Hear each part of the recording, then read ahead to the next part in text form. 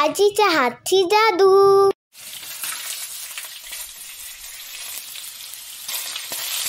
नमस्कार मंडळी, आजीच्या हातची जादूमध्ये तुम्हा सर्वांचे खूप खूप स्वागत आहे। आज आपण करणार आहोत कोवळ्या फणसाची भाजी। तर पटकन साहित्य पाहून घेऊया। आपण इथे कोवळा फणस घेतलेला आहे, वजनाला 1.25 किलोचा आहे। बरं, हे जे साईडने आपण ना साफ करून भाजीवाल्याकडनंच करून घेतलेलं आहे किंवा तुम्ही घरी पण करू शकता।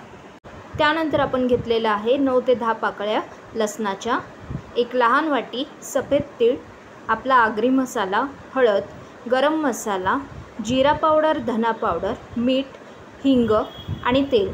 आपण थोडं तेल घेतलेलं आहे। आता सुरीला, फणसाला आणि हाताला सुद्धा तेल लावून घेऊया, म्हणजे चिटकणार नाही। आणि तसंच आपल्याला हे कट करून सुद्धा घ्यायचं आहे। सर्व फणस आपण कट करून घेतलेला आहे। आपण कुकरचं भांडं घेतलेलं आहे। आपण हा सगळा फणस यामध्ये घालून घेऊया आणि हा घालून झाला की आपण यामध्ये घालणार आहोत 1 ग्लासभर पाणी आणि कुकरचं भांडं करूया बंद।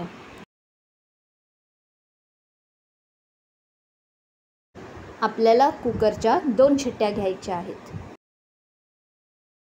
एकीकडे पॅन ठेवलेला आहे, यामध्ये आपल्याला सफेद तीळ चांगले भाजून घ्यायचे आहेत। अगदी छान तडतडेपर्यंत व्यवस्थित आपण हे भाजून घेणार आहोत।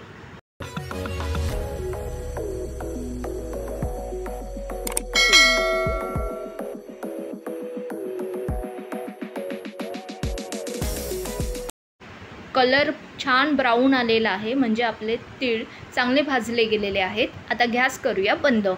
आता आपण हे ताटामध्ये काढून घेऊया आणि चांगले पसरवून घेऊया, म्हणजे हे व्यवस्थित थंड होतील।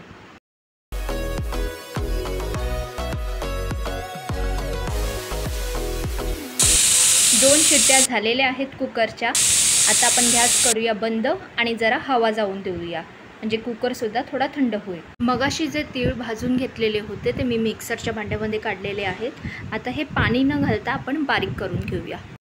आता हे 2 मिनटं साईडला ठेवूया। कुकरची हवा गेलेली आहे।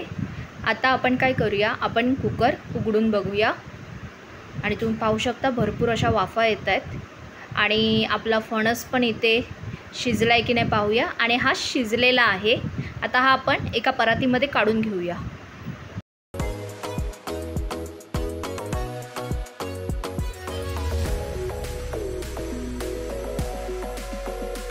आता हा फणस जरा थंड होऊन देऊया। आता या फणसाच्या बिया आणि जो कडक भाग आहे हा आपण बाजूला करून घेऊया आणि बाकीचा फणस चुरून घेऊया।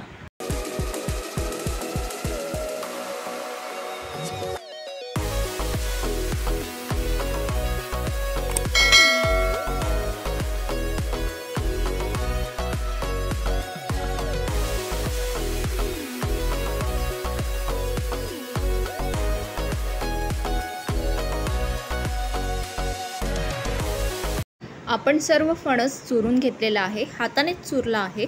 आणि काय आहे, मगाशी मी तुम्हाला बोलली की आपण 1.25 किलो फणस घेतलेला होता, पण आता जेव्हा आपण बिया वगैरे काढल्यात ना आणि जो कडक भाग काढलाय त्याच्यामुळे हे 1/2 किलो तरी निघालेला आहे आणि अर्धा किलोचा फणस राहिलेला आहे। तर आता आपण याची भाजी करायला घेऊया। मिक्सरच्या भांड्यात मी 9 ते 10 पाकळ्या लसणाच्या घेतलेल्या आहेत, या आता बारीक वाटून घेते आणि 2 मिनटं साईडला ठेवते। आता एक सोपी पद्धत आपण बघूया। आपण यातच सगळे इन्ग्रेडियंट्स घालूया। सगळ्यात आधी आपण घातला आगरी मसाला 1-2 चमचे, 1 चमचा हळद, 1 चमचा गरम मसाला, हाफ टीस्पून जिरा पावडर, हाफ टीस्पून धना पावडर, चिमूटभर हिंग, थोडंसं चवीपुरतं मीठ। आणि हे घालून झालं की आपण यामध्ये घालूया सुकं खोबरं। मगाशी दाखवायचं राहिलं, हे भाजलेलं सुकं खोबरं आहे, 1-3 चमचे भरून घेतलेलं आहे। 3 चमचे सुकं खोबरं आणि सगळ्यात लास्ट मगाशी आपण जी बारीक वाटून घेतले सफेद तीळ ते घातलेले आहेत, त्यातलं थोडं आपण बाजूला ठेवून देणार आहोत। आणि हे सगळं आता आपण मिक्स करून घेणार आहे। एवढं तीळ आपल्याला पुरेसा आहे। व्यवस्थित हाताने मिक्स करून घ्या।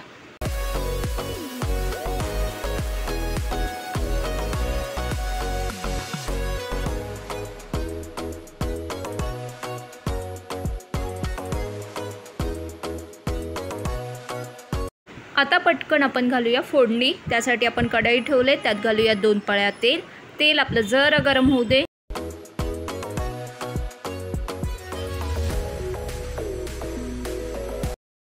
आता यामध्ये आपण घालूया लसूण बारीक केलेला. लसूण जास्त घेतला आहे कारण आपण यामध्ये कांदा टोमॅटो वेगळं काहीही घालणार नाही आहोत. ही भाजी फक्त लसणावर करणार आहोत. थोडी वेगळी पद्धत आहे, पण नक्की ट्राय करा, खूप मस्त होते. लसणाचा कच्चा वास जाईपर्यंत परतवून घेऊया.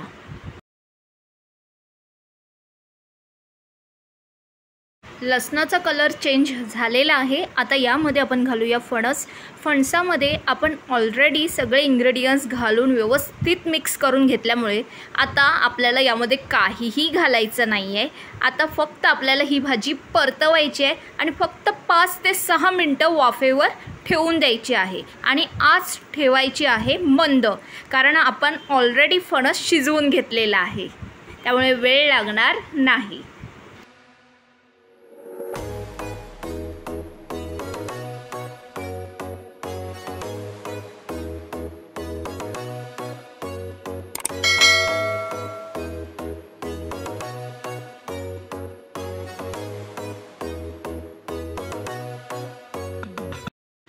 पाच 6 मिनटानंतर मी गॅस बंद केलेली आहे आणि तुम्ही पाहू शकता आपली भाजी तयार झालेली आहे. अगदी भारी झाले.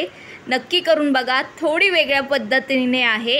आपण जशी नेहमी कडधान्याची करतो किंवा फळभाजी करतो तशी नाही आहे, वेगळी आहे.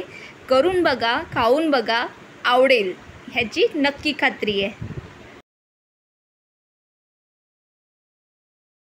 फणस आपण चुरून घेतल्यामुळे चपाती किंवा भाकरीसोबत खाताना एक वेगळा आनंद मिळतो.